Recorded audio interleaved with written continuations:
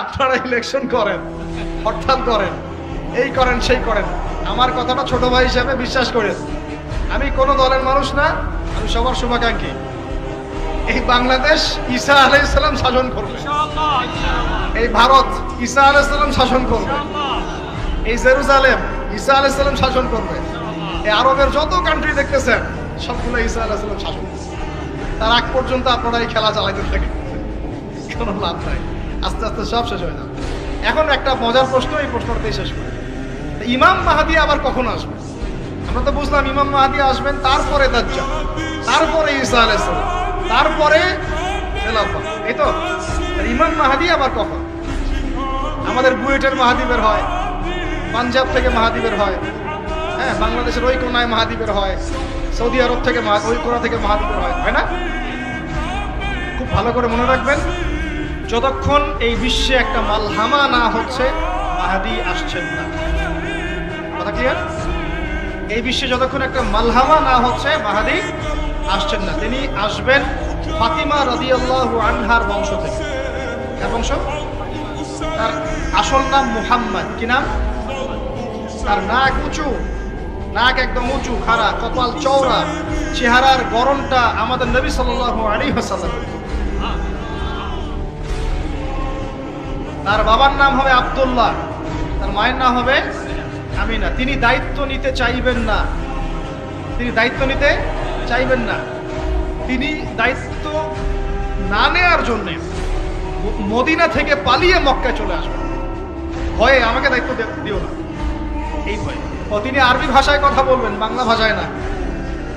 এখনকার মাহাদিরা পাঞ্জাবি ভাষায়, বাংলা ভাষায় কথা বলেন, ঠিক আছে?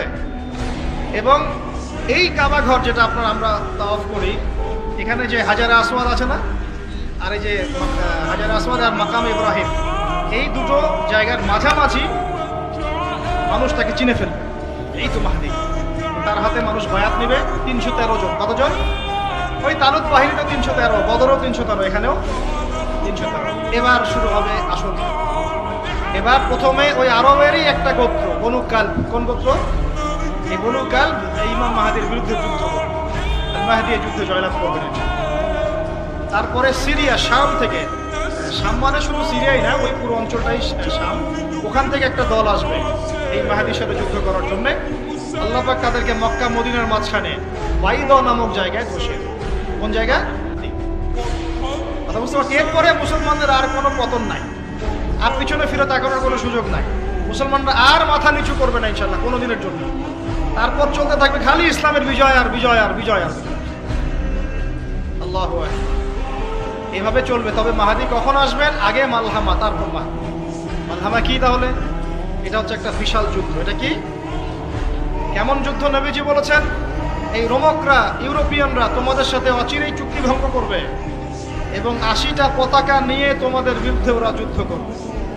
এই মালহামাটা হবে ইরাকের ফোরাত নদীর নিচেই হোক আর পাশেই হোক, আল্লাহ ভালো জানেন।